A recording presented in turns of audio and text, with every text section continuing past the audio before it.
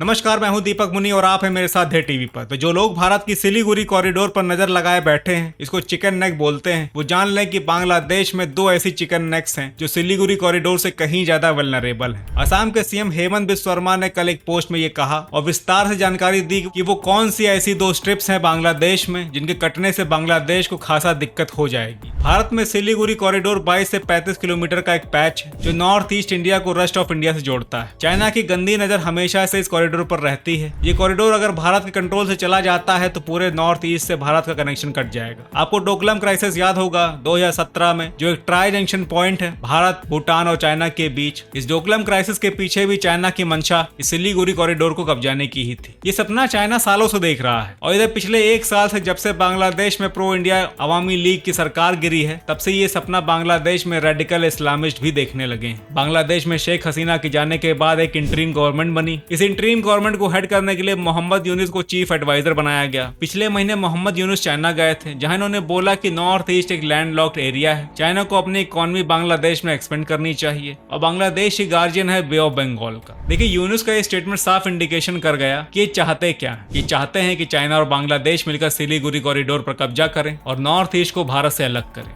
देखिए, बांग्लादेश में अराजकता इस वक्त अपने चरम पर है और इसीलिए अराजक तत्व अपने सिनिस्टर प्लान्स को खुलकर सामने रखने लगे हैं। अभी पिछले हफ्ते एक न्यूज आई थी जहां पर बांग्लादेश की यूनिवर्सिटीज में एक मैप लगाया जा रहा था, दिखाया जा रहा था, एक आइडिया जनरेट किया जा रहा था कि अगर ग्रेटर बांग्लादेश बनेगा तो कैसा बनेगा। इस ग्रेटर बांग्लादेश में बंगाल, झारखंड, उड़ीसा, छत्तीसगढ़, पूरा नॉर्थ ईस्ट और इवन यूपी के कुछ हिस्सों को भी दिखाया गया था। इनके एक ex army general ALM Fazlur Rahman, जो यूनुस के करीबी माने जाते हैं, पहलगाम अटैक के बाद इनका एक स्टेटमेंट आया। इसने कहा कि इंडिया अगर पाकिस्तान पर अटैक करता है तो बांग्लादेश को चाइना के साथ मिलकर पूरे नॉर्थ ईस्ट पर कब्जा कर लेना चाहिए।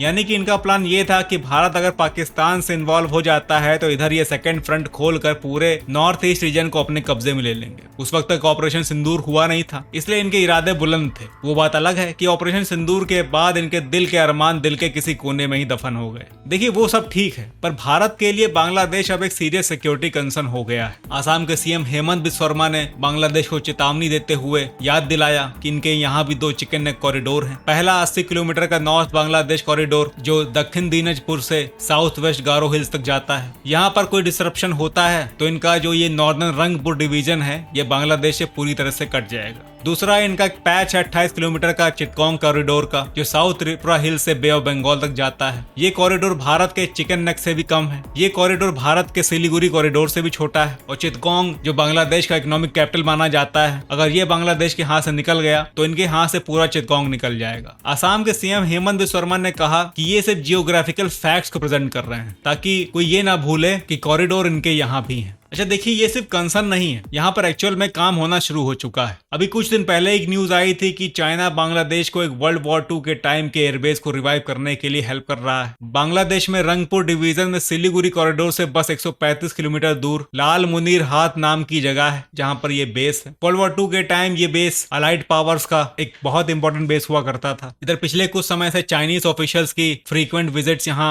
ऑब्जर्व की गई है। तो ये बात तो साफ है कि यूनुस चाइना के साथ मिलकर कुछ सिनिस्टर प्लानिंग कर रहा है। पर सवाल यहाँ पर यह आता है कि ऐसे में भारत को क्या करना चाहिए। क्या हमें बांग्लादेश के इन कॉरिडोर्स को टारगेट करना चाहिए? तो मुझे लगता है इसकी कोई जरूरत नहीं पड़ेगी। देखिए, भारत और बांग्लादेश के रिलेशंस हमेशा से अच्छे रहे हैं। शेख हसीना जो इस वक्त भारत में है, इनकी पार्टी अवामी लीग ने हमेशा प्रो इंडिया पॉलिसीज पर ही काम किया है। इसके अलावा इनकी अपोजिशन पार्टी BNP, खालिदा जिया की ये पार्टी, भारत के रिश्ते बहुत ज्यादा अच्छे नहीं रहे। लास्ट टाइम खालिदा जिया 2001 में प्रधानमंत्री थी। इनकी पार्टी को प्रो पाकिस्तान पार्टी माना जाता है। पाकिस्तान की ISI का उस वक्त बांग्लादेश में बहुत ज्यादा प्रेजेंस हुआ करता था, पर वो बात पुरानी है, वो बात है 2001 की। पिछले इन 20-22 सालों में चीजें बहुत ज्यादा बदल चुकी हैं और ऑपरेशन सिंदूर एक टर्निंग पॉइंट है जहां इंडिया ने दुनिया के सामने अपनी स्ट्रेंथ को रखा है। इसलिए मुझे लगता है कि भारत को डिप्लोमेसी को फिर से एक चांस देने की जरूरत है। बांग्लादेश में इस वक्त मोहम्मद यूनुस इलेक्शन कराने को तैयार नहीं है, क्योंकि इलेक्शन हुआ तो इनके हाथ से गद्दी चली जाएगी। उधर खालिदा जिया की पार्टी BNP और बांग्लादेश की आर्मी इलेक्शन को जल्द से जल्द कराना चाहती है। सिचुएशन यहाँ पर यह है कि शायद आने वाले हफ्ते 10 दिन में यूनुस को हटाने के लिए और इलेक्शन कराने के लिए आर्मी को टेक ओवर करना पड़े। पड़े। तो जब तक बांग्लादेश में इलेक्शन नहीं हो जाते हैं तब तक हमें सिचुएशन को ऑब्जर्व करते रहना होगा। बांग्लादेश में जो